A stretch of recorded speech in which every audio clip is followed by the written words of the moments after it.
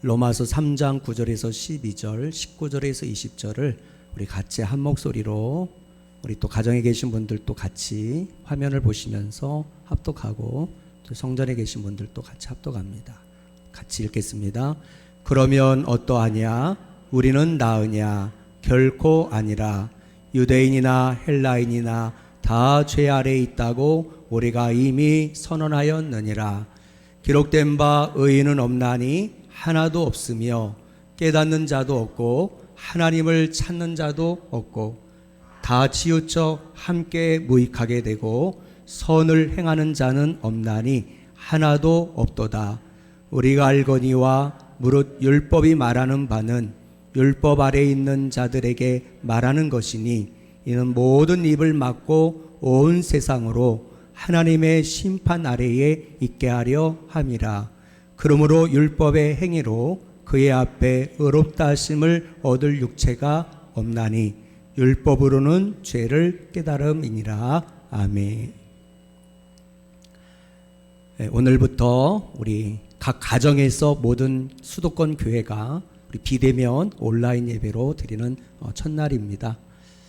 우리 가정에서 예배드리는 우리 모든 성도님들에게도 우리 현장에서 드리는 예배의 열정과 그 하나님의 임재하심이 또 그 각 가정마다 함께 하시기를 우리 주님의 이름으로 축복을 드립니다.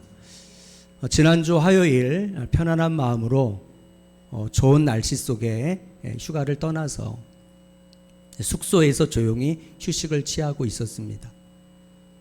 그래서 이제 계속 시간 될 때마다 인터넷 다음 뉴스를 계속 검색을 하는데, 수도권 전역의 모든 교회가 이번 주일부터 비대면 예배로 전환한다는 그런 행정명령이 떨어졌다는 뉴스를 접했고, 또 우리 전도사님도 저에게 또 이렇게 또 카톡으로 그 자료를 보내주셔서 감사했는데요.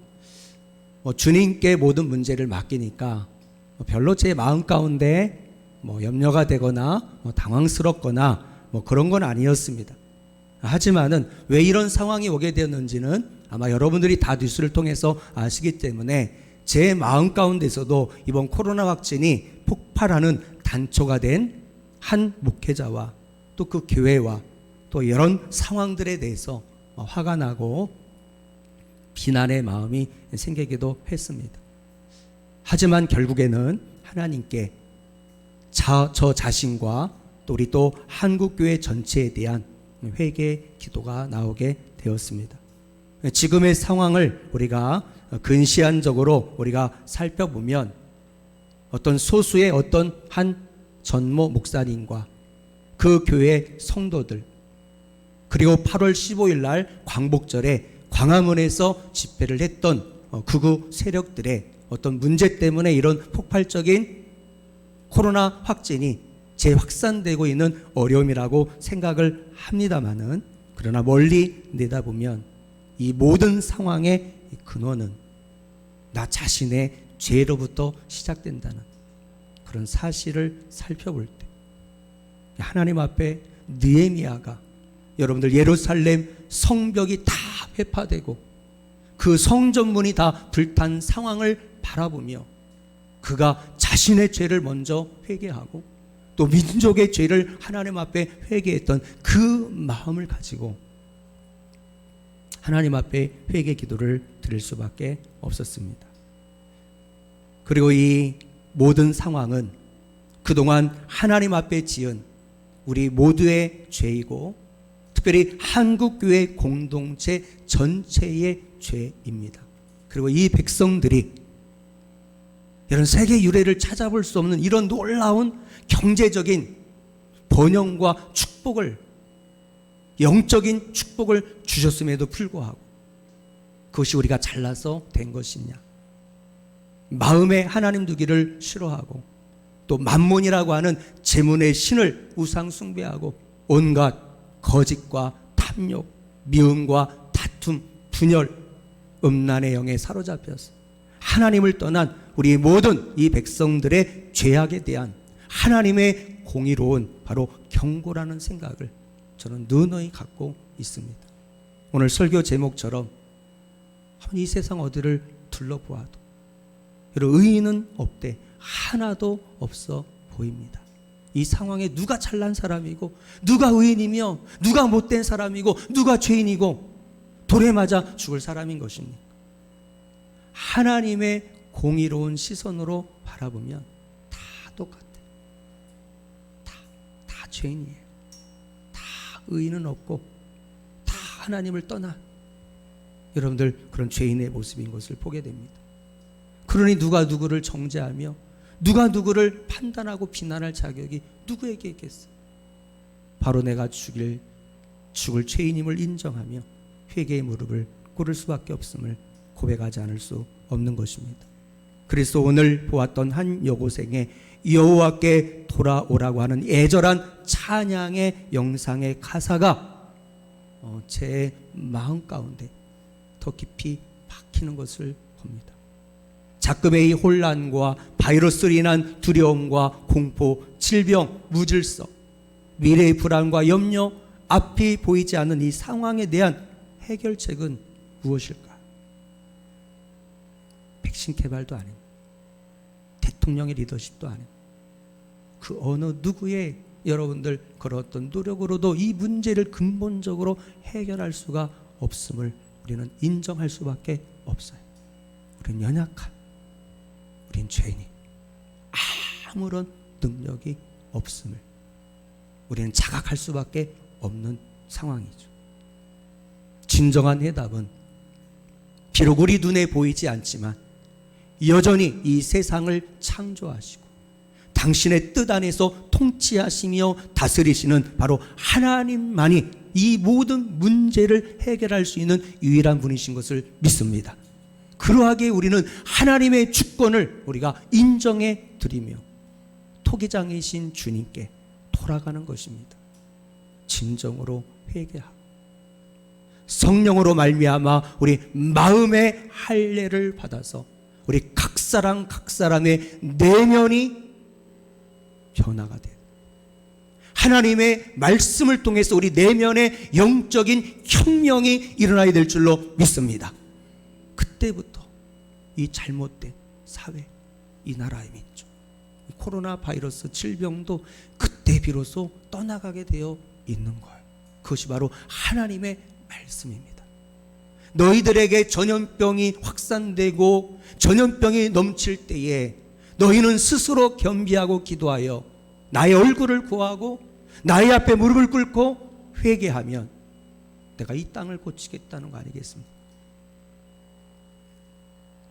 오늘부터 당분간 언제까지일지 알 수 없지만 우리 소수의 예외위원들과 또 핵심 사역자들을 제외한 우리 모든 성도님들이 지금 비대면으로 가정에서 주일 예배를 드리고 계십니다. 더 긴장의 끈을 늦추지 마시기를 바랍니다. 지금 이 상황 가운데 우리 모든 성도님들, 저를 비롯한 우리 모든 우리 전사님들과 우리 권사님들, 우리 사역자들 뿐만 아니라 어린 아이들까지 우리는 어미하신 하나님 앞에 겸손히 서야 되겠습니다. 그리고 이제는 형식적인 예배, 습관적인 예배, 죽은 예배를 드리는 것이 아니라 우리가 전심을 다해서 하나님의 얼굴을 구하는 우리의 예배에 대한 마음의 자세가 달라져야 될 줄로 믿습니다. 그럴 때 하나님이 우리 예배를 받으시는 거예요. 희생과 대가 없는 죽은 예배를 멈추십시오. 하나님을 향한 열망과 갈급함이 없는 생명 없는 예배를 멈추십시오. 더 이상 매너리즘에 빠진 형식적인 신앙생활과 율법주의에서 우리는 탈출해야지만이 하나님이 비로소 우리 예배를 받으시고 우리 한국교회를 살리시고 또 우리 꾸미는 교회를 하나님께서 새롭게 회복시키시는 은혜가 임하게 될 줄로 믿습니다. 그래서 우리 예배를 받으시기에 합당하신 존귀하신 우리 하나님께 이 시간 오직 하나님께만 집중하는 여러분들 되시기를 바랍니다. 성전에 나오면 목사님 눈치, 셀리더 눈치, 또 다른 사람 우리가 눈치 볼 수 있을지 모르겠습니다만 이제 가정에서 우리 가족들과 예배 드리니 누구를 의식할 필요가 없죠. 오직 예배를 받으시는 하나님께 집중하십시오. 여러분들 분위기, 숫자, 건물 의미 없어져 버렸어요. 지금 수만 명이 들어가는 대형교회, 저 강남의 하늘처럼 여러분들 중심가에 있는 정말 수백억 원의 여러분들 비용을 들여서 지은 성전이라 한다 할지라도 지금 그 성전에 비대면 온라인이기 때문에 인원은 20명 이하로 제한될 수밖에 없어요. 작은 교회, 중형 교회, 대형 교회 의미가 없어요. 숫자가 의미가 없어요. 화려한 성가대, 웅장한 오케스트라 의미가 없어졌어요. 하나님은 건물을 보지 않아요. 숫자를 보지 않아요. 우리의 어떤 화려한 외모를 보질 않아요. 여러분들 그토록 하나님은 한국교회를 통해서 우리의 마음의 중심을 보기를 원하셨습니다. 그래서 이런 상황이 왔다고 할 수도 있는 거예요. 이런 시간 진실함으로 어린아이 같은 그런 마음으로 우리 모두가 다 하나님 앞에 나아가는 여러분들 되시기를 바랍니다. 가정에서 특별히 온라인으로 드리는 모든 성도님들 유념하여 들으시길 바랍니다. 우리 주일 11시 예배 5분 전에 10시 55분 온 가족이 한 자리에 모여서 경건한 옷차림으로 미리 예배드릴 준비를 하세요. 우리 성전에 나오면 이미 20분 전에 10분 전에 5분 전에 예배드릴 준비를 하잖아요. 이제 집이니까 편하니까 1분 전에 정각에 찬양을 이미 시작했는데 부랴부랴 앉아서 예배드린다? 이건 있을 수 없는 일인 것이죠. 하나는 우리의 마음의 중심을 보세요. 예배 태도를 보고 계세요. 그리고 1분 전에 온라인 유튜브가 시작되면 1분 동안 우리 반주자의 찬양 소리를 들으며 눈을 감고 오늘 예배 받으시는 하나님께 영광 돌리는 예배가 되게 해달라고, 오늘 말씀을 전할 목사님에게 성령의 능력으로 기름 부어 달라고 우리 찬양단 영상팀 그리고 각처에 흩어져서 예배를 드리는 우리 서로를 위해 하나님 오늘 예배가 하나님이 기뻐 받으시는 예배가 되게 도와주세요 라고 기도로 예배를 준비하시기를 바랍니다. 그리고 축도가 끝나기까지 가정에서 화장실 가지 마세요. 물 먹으러 가거나 딴 것 하지 마세요. 저는 모릅니다. 근데 여러분 이 성전에서 예배 드릴 때는 예배 중간 설교 시간에 화장실 가기가 민망하잖아요. 물을 먹기가 좀 그렇잖아요. 근데 집이니까 아무도 보는 사람 없으니까 이건 예배도 아니고 이건 놀이도 아니고 예배 중간에 아무 규칙 없이 물 먹으러 갔다가 다른 일을 하다가 딴 생각하다가 이건 하나님 앞에 드려지는 이 거룩한 주님의 날 드려지는 이 주일 예배에 있어서는 안 되는 태도인 거죠. 우리 자녀들이 다 보고 있습니다. 우리가 먼저 예배의 모델이 돼야 될 줄로 믿습니다. 우리의 표정 하나, 찬양 드리는 고백 하나, 그리고 말씀 듣는 태도 하나 우리 자녀들이 보고 있어요. 우리 부모님들은 자녀들의 거울입니다. 우리 아이들 신앙생활 잘하라고 이야기해서 될 일이 아니라 우리가 하나님을 경외함으로 드려지는 그 경건한 모습 속에 하나님의 임재가 느껴지고 그러면서 하나님을 향한 열정이 우리 속에서 발산될 때 그 부모님의 하나님을 향한 예배의 열정이 우리 자녀들에게 손주들에게 흘러가게 될 줄로 믿습니다. 그곳에 성령이 임하십니다. 그곳에 놀라운 주님의 십자가의 은혜가 여러분들 그 예배 현장에 임하게 되는 거예요. 여러분 헌금 시간 함께 자녀들과 헌금을 꼭 드리시기를 바라요.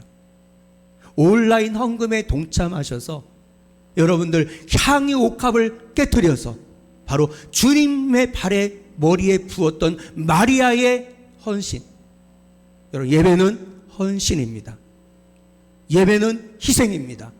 대가 없는 그냥 하나님이 주신 은혜만 그냥 받아먹는 그런 희생과 헌신 없는 예배는 진정한 예배가 될 수가 없어요. 성전에 와서 우리 주일학교 유아부 아이들도 하나님께 헌금을 드립니다. 주순으로 헌금 시간 드립니다. 우리 주일학교 아이들 물론 우리 성전에서 다 그렇게 헌금을 드리지 않나요? 가정에서도 우리 부모님들 헌금 바구니 혹은 예쁜 접시를 여러분들 준비해 놓으셔서 헌금 시간 찬양할 때 부모님부터 두 손으로 헌금 봉투에다 넣어서 헌금을 드리는 그 모습으로 하나님께 여러분 봉헌하시기를 바랍니다. 그때 하나님이 그 예물의 양을 보지 아니하시고 우리의 마음의 중심을 하나님 받으시고 우리 모든 예배를 기쁘게 받아줄 줄로 믿습니다. 유튜브에 접속하기 어려운 우리 노년 성도님들, 제가 좀 걱정했는데요. 오늘 차량 운행도 하지를 못했는데 우리 손종절 성도님이 버스 타고 오신 것 같아요. 걸어오셨네요.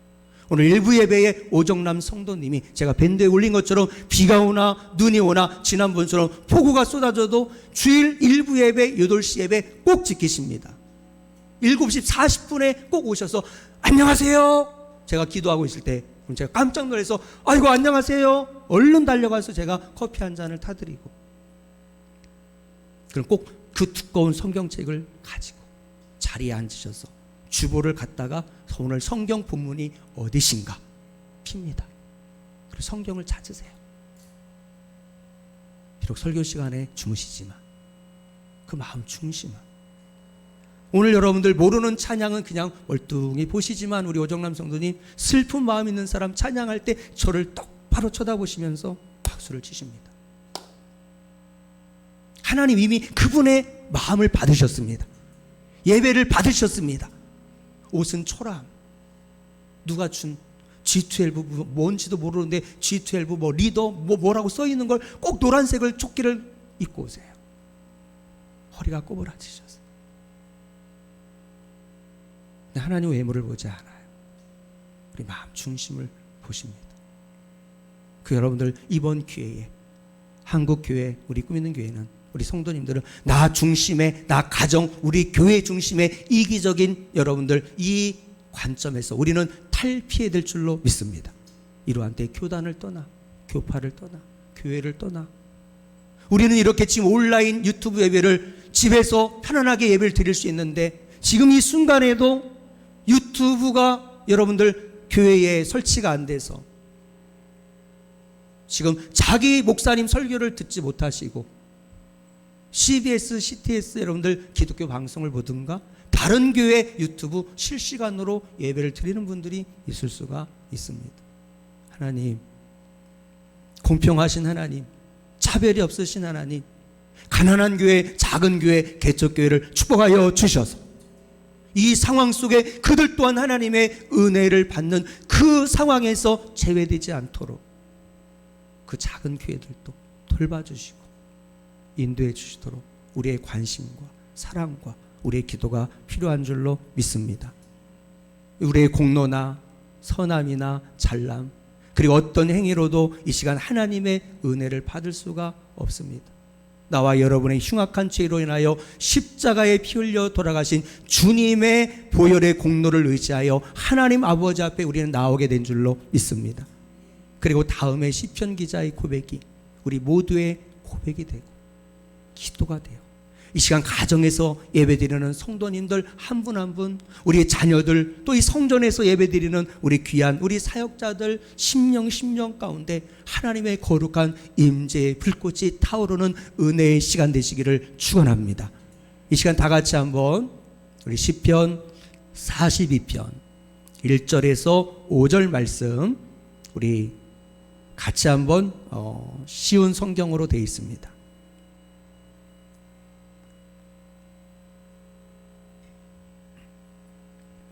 고라 자손의 시라고 하는 이 시가 우리의 고백이 되기를 원하면서 우리 성전에서 가정에서 함께 우리 같이 한번 고백하며 나아가겠습니다. 목마른 사슴이 시냇 물을 찾아 헤매이듯이 오 하나님이시여 내 영혼이 주를 찾아 헤매입니다. 내가 살아계신 하나님을 애타게 그리워합니다. 언제 내가 하나님을 만나러 갈 수 있겠습니까? 낮이면 낮마다 밤이면 밤마다 내 눈물이 양식이 되었습니다. 사람들은 언제나 내게 말합니다. 너의 하나님이 어디 있지? 지난 일들을 생각하면 할수록 내 가슴이 찢어집니다. 나는 사람들을 이끌고 하나님의 성전을 향해 들어가곤 했습니다. 기뻐 소리를 지르고 감사의 찬송을 부르며 그 행복한 사람들과 어울리곤 했습니다. 오 내 영혼아 어찌하여 슬퍼하는가? 왜 그렇게 속상해하는가? 하나님께 희망을 가져야 할 것이다. 나를 구원하신 분이시며 나의 하나님이신 그분을 마땅히 찬양해야 할 것이 아닌가. 아멘. 이것이 우리의 고백이 되고 우리의 예배가 되기를 축복합니다. 오늘 본문에서 하나님은 우리에게 무엇을 깨닫게 하기를 원하십니까? 의인은 없나니 하나도 없다는 것입니다. 9절 10절 말씀해 보시면 그러면 어떠하냐? 우리는 나으냐? 결코 아니라. 유대인이나 헬라인이나 다 죄 아래 있다고 우리가 이미 선언하였느니라. 기록된 바 의인은 없나니 하나도 없으며. 바로 이 말씀은 인간 실존에 대한, 나와 여러분들의 정체성에 대한 성경의 확고한 결론입니다. 의인은 없다는 것. 우리는 다 하나님 앞에 똑같은 죄인이라는 것입니다.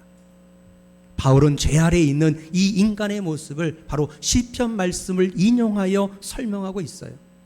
성경은 이 땅의 의인과 하나님을 찾는 자가 하나도 없음을 고발합니다. 유대인도 이방인도 헬라인도 이 세상에 호흡하고 있는 모든 인간은 다 죄 아래에 있습니다. 이 세상에 의인은 없나니 하나도 없다는 것이죠. 한 성도가 꿈속에서 천국에 갔는데요, 천사가 그 앞에 큰 책을 하나 가져다 놓으면서 이 책은 당신이 이 세상 살아가는 동안에 행한 모든 것을 기록해 놓은 책입니다. 여러분, 요한계시록에 생명책이 있고 행위록이 있다 하잖아요. 첫 장을 넘겼어요.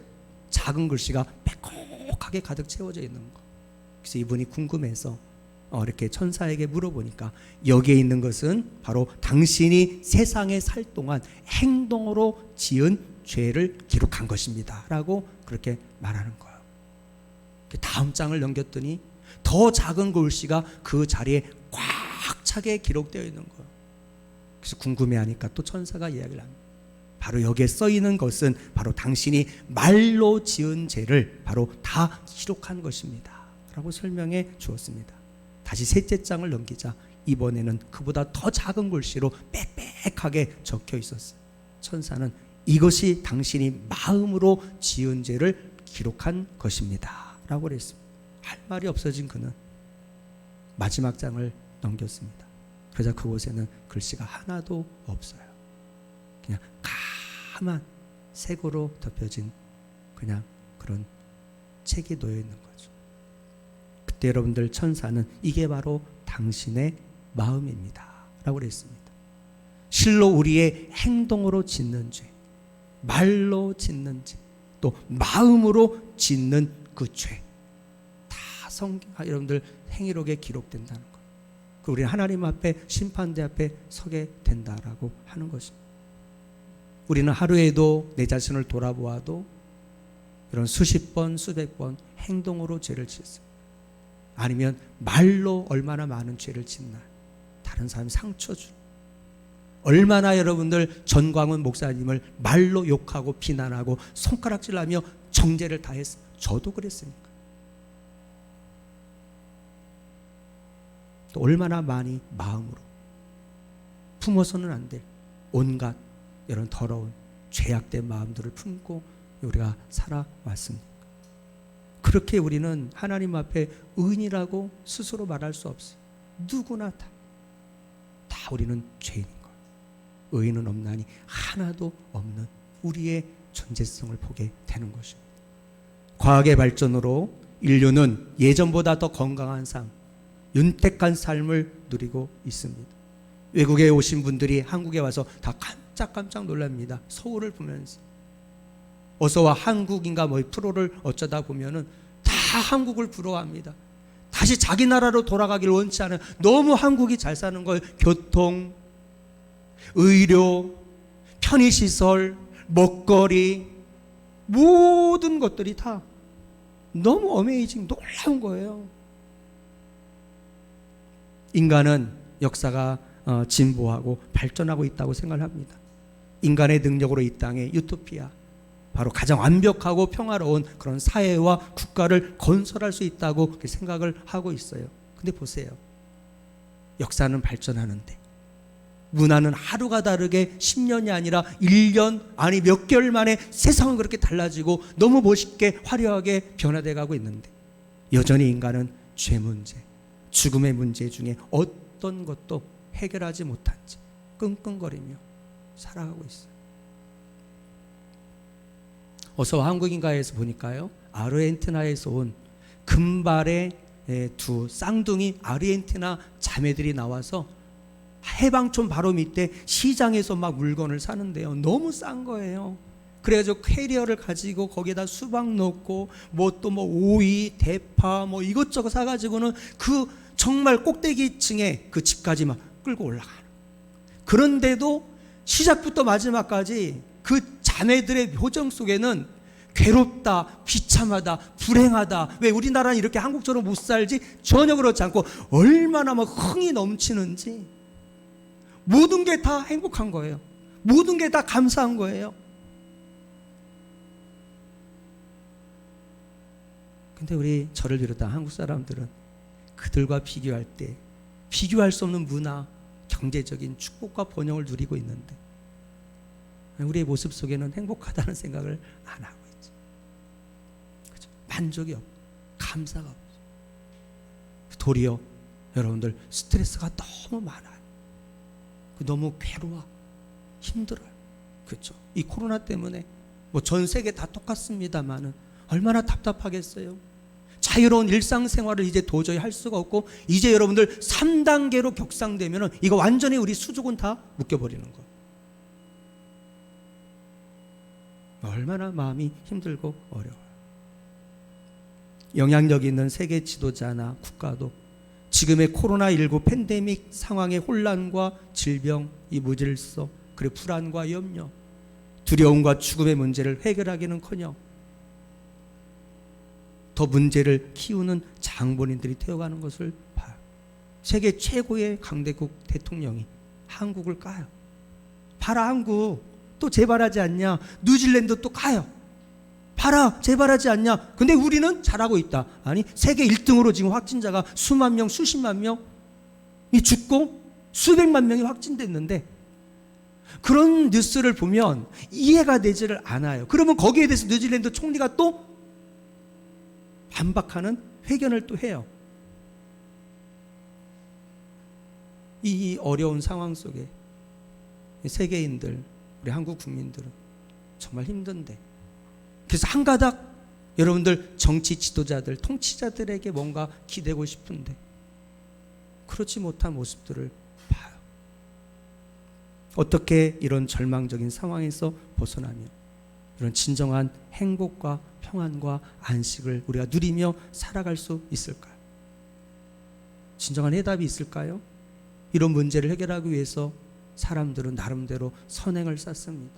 도덕적으로 깨끗한 삶을 살려고 하고요, 교육이나 철학을 통해서 자신만의 종교 의식을 가지고 충실히 행함으로 이 죄 문제, 여러분 죽음의 문제, 이 절망적인 삶의 문제를 해결해 보려고 몸부림을 칩니다. 열심히 나름대로 삶의 현장에서 수해복구를 하고 살아보려고 몸부림을 치죠. 우리 모두가 다. 청년은 청년대로, 어린아이는 어린아이들대로. 얼마나 여러분들 학교, 공부, 학원 얼마나 힘들고 어려워요. 우리 어른들은 어른들대로, 청장년들은 청장년들대로, 모든 세대가 다 몸부림을 칩니다. 이 어려운 상황을 이겨내보려고.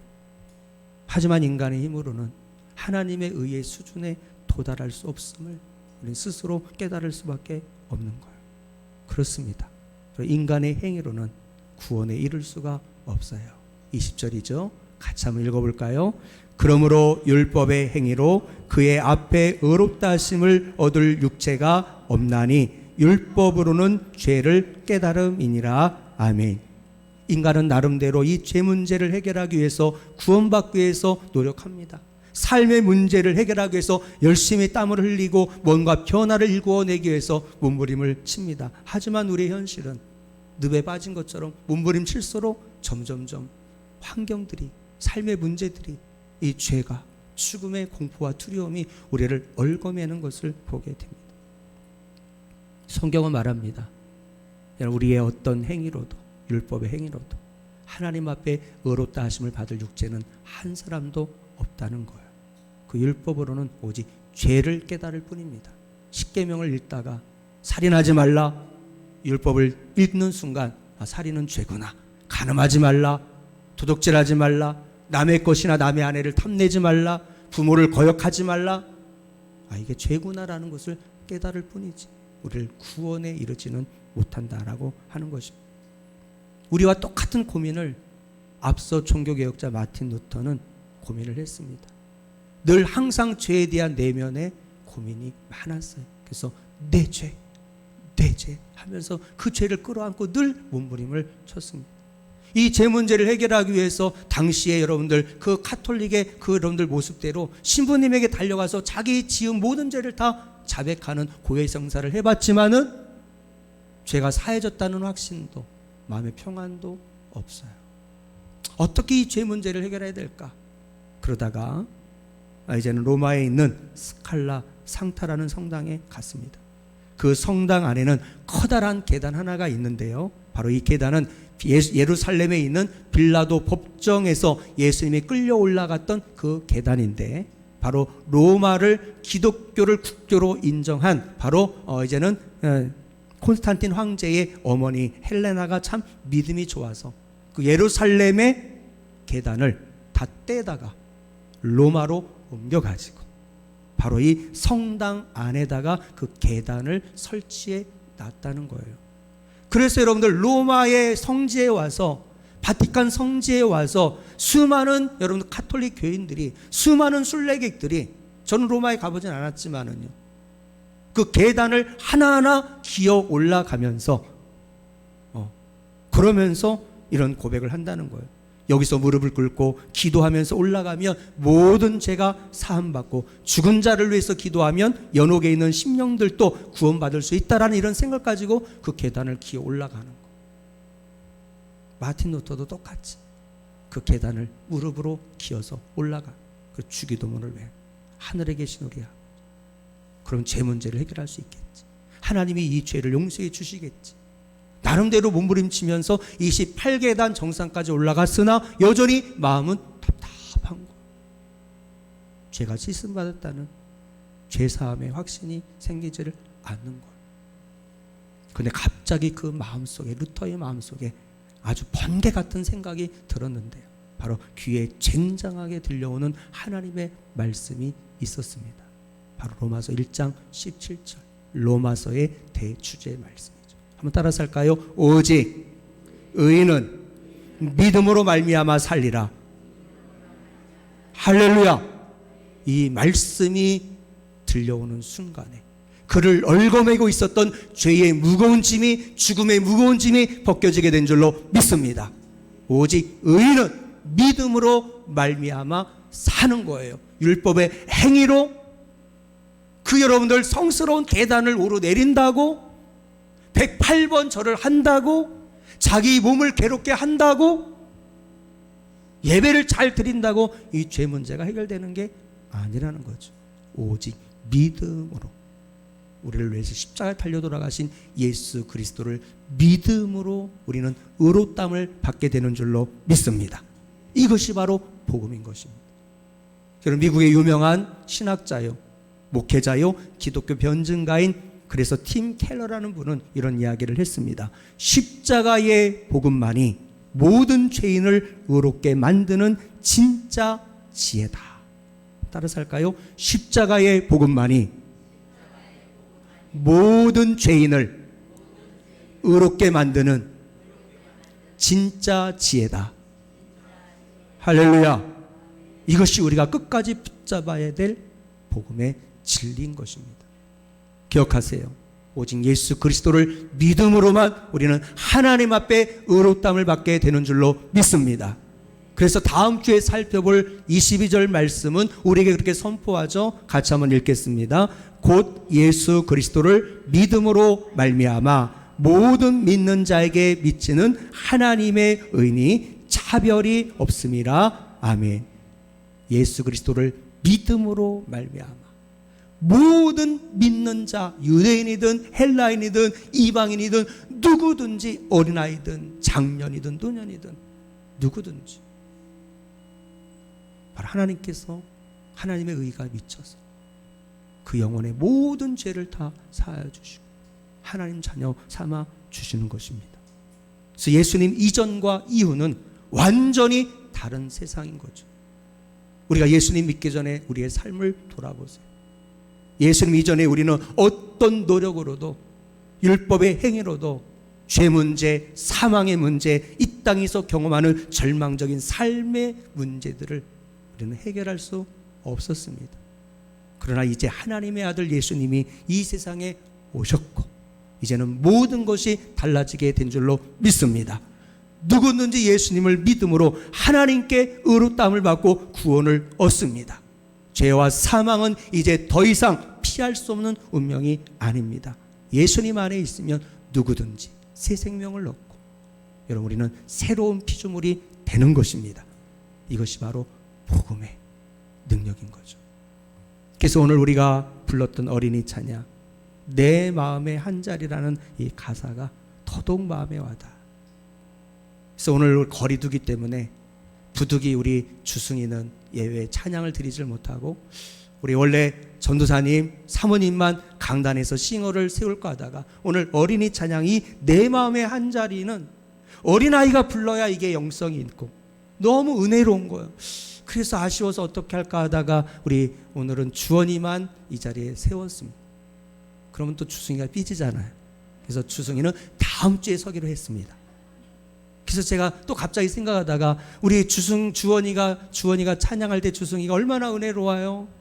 근데 이 오늘 찬양을 부를 때에 가슴에다가 십자가 목걸이를 걸고 찬양하면 너무 은혜가 되겠다는 생각이 들어서 제가 집에 가서 우리 집사람에게 십자가 목걸이 없냐고, 오늘 우리 주원이가 순종하는 마음으로 십자가 목걸이를 차겠다고 그래서 찬양을 했어요. 옷이 좀 어두워서 십자가가 잘 안 보였는데 하얀색이면 십자가가 여러분들 잘 더 보였을 건데 너무 찬양이 은혜가 됐어요. 제가 한번 불러드릴게요.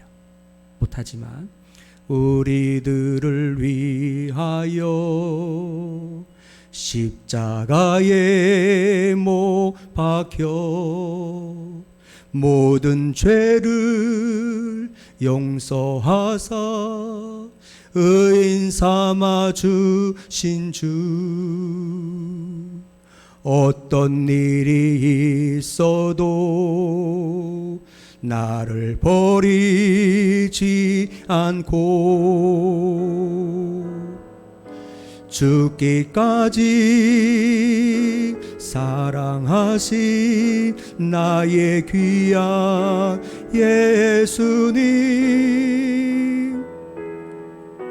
내 마음의 한 자리 가장 귀한 그 자리 주 오셔서 앉으소서. 주님만 나의 보배, 내 마음의 한 자리 가장 귀한 그 자리 주 오셔서 다스리소서. 주님만 나의 영광. 우리 찬양단 중에 한 분이 이 찬양을 집에서 연습하다가 눈물을 흘렸다는 것, 너무 주님의 십자가의 사랑이 감격스러워. 내가 무엇이길래 어떤 율법의 행위로도 노력으로도 이 죄 문제, 죽음의 문제, 우리의 삶의 시시각각 우리의 삶을 옥점매고 있는 이 코로나19를 비롯한 경제적인 질병과 마음의 상처, 아픔, 관계의 갈등들, 미래에 대한 불안과 염려들 속에서 우리를 누가 건져낼 것인가, 누가 우리를 자유케 할 것인가. 진정한 우리의 보배가 되시는 예수 그리스도 주님만이 우리 위로자가 되십니다. 주님만이 수고하고 무거운 짐진 저와 여러분들을 자유케 하시고 구원하실 유일한 구원자 예수 그리스도, 바로 그분의 이름 때문에 우리는 이 자리에서, 가정에서 당당하게 하나님의 은혜의 보좌 앞에 나아가 하나님을 아빠, 아버지라고 고백하며 하나님 부어주시는 지금 우리는 은혜를 누리고 있는 것입니다. 오늘 찬양 영상으로 보았던 여고생의 여호와께 돌아오라는 찬양을 듣고 놀랍게도 1580명의 분들이 댓글로 간증을 올렸다고 하는 그런 정보를 우리 집사람이 저에게 카톡으로 보내주었어요.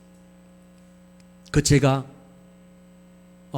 목양실에서 우리 여고생이 부르는 이 찬양 댓글을 한번 들어가 봤어요. 시간이 없어서 다 읽지는 않았지만 얼마나 은혜가 되었는지 알 수가 없어요. 그 중에 두 분의 간증만 제가 소개해드리고 오늘 말씀을 마무리하려고 합니다. 이 간증 속에 오늘 말씀의 결론이 나와 있기 때문에 그렇습니다. 못된 신앙이었던 저는 작년 2019년도에 교회를 나가지 않았습니다. 엄마는 어떻게 해서든 저를 교회에 데리고 가려고 하셨지만 저는 끝까지 반항했습니다. 주일날 교회에 가서 하나님 앞에 예배드리지 않고 독서실에 가서 공부만 했습니다.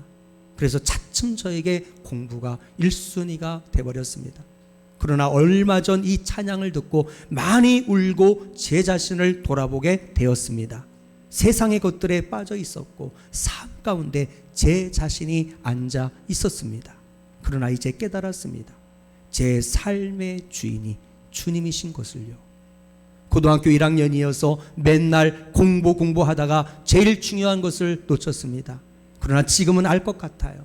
아무리 똑똑해도 하나님의 사랑을 알지 못하면, 예수님이 우리에게 주신 구원의 의미를 알지 못하면 아무것도 모르는 어리석은 사람이라는 것을요, 지금이라도 깨닫게 하여 주신 하나님 정말 감사드립니다. 놀라운 고백 아니겠어요? 우리 예배를 드리는 우리 청소년들, 우리 청년 대학생들, 여러분들 이 깨달음의 은혜가 있기를 축원합니다. 우리 두 번째 형제의 고백인데요. 10개월 전 저는 자살하려고 했던 죄인입니다. 교회를 7년 동안 다녔지만 믿음이 오질 않아서 늘 방황하던 죄인이었습니다. 그리고 엄청난 두려움과 공포를 느끼고 나는 아무것도 할 수 없다는 두려움 속에서 크게 방황하고 괴로워하였습니다. 그 모든 게 예수님을 믿지 않아서 비롯된 죄였습니다. 하나님이 나와 함께 하심을 온전히 믿지 않고 간절히 기도할 때만 안심하고 평소에는 하나님의 보호하심을 믿지 못했습니다. 그리고 실제 자살 시도가 있었어요. 저는 그 자살하는 순간에 주님께 마지막 기도를 드렸습니다. 주님, 차라리 지옥에 데려가 주세요. 보내주세요. 그렇게 저는 약을 먹고 인생을 포기했습니다. 그때 처음으로 사탄의 음성을 들었어요. 인생을 포기해라. 모든 것을 포기해라. 전 영적으로 연약해서 사탄의 음성인지 분별하지 못했고 실제 자살 시도로 이어졌습니다.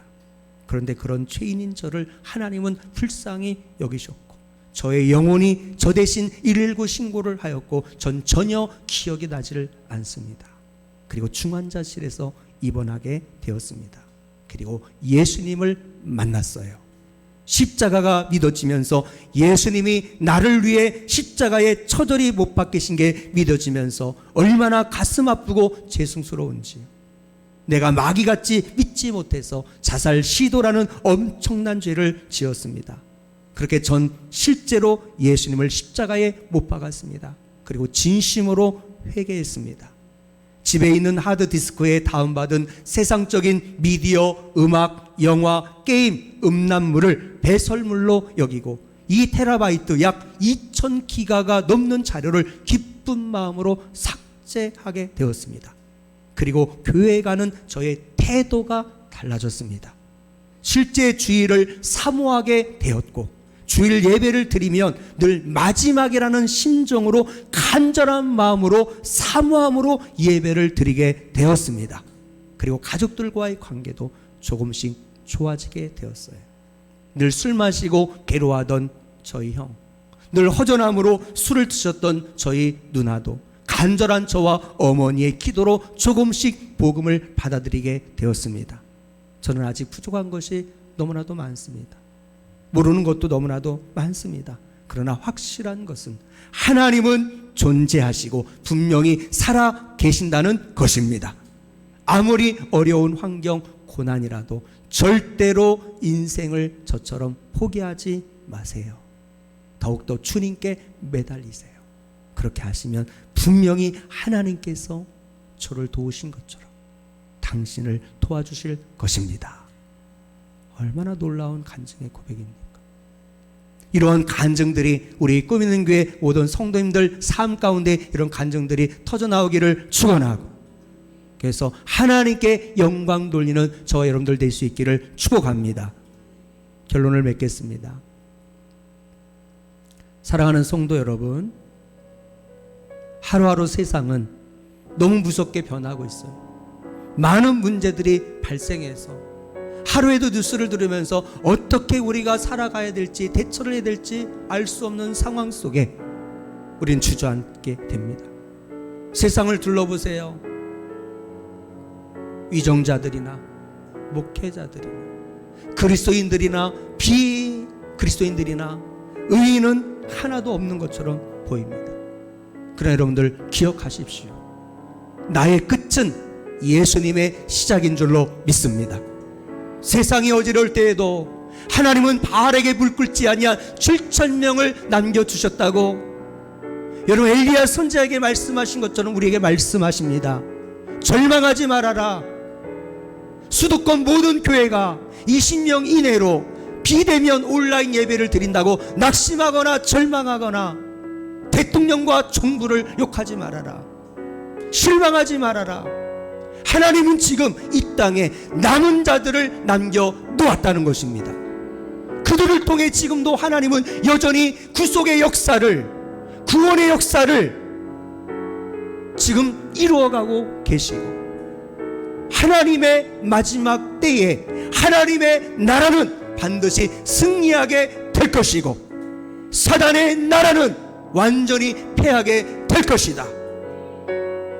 오직 의인은 믿음으로만 살게 될 것이라 오늘 우리에게 말씀하고 있는 것입니다. 우리가 지난주에 찬양했던 것처럼 이 상황 속에 우리의 모든 시선을 주님께만 드리는 여러분들 되시기를 바랍니다.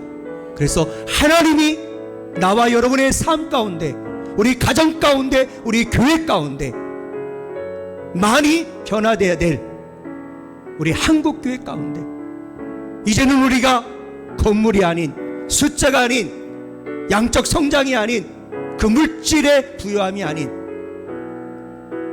오직 예수 그리스도 그분께만 집중하고 하나님이 친히 일하시는 이런 놀라운 역사가 반드시 일어나게 될 줄로 믿습니다.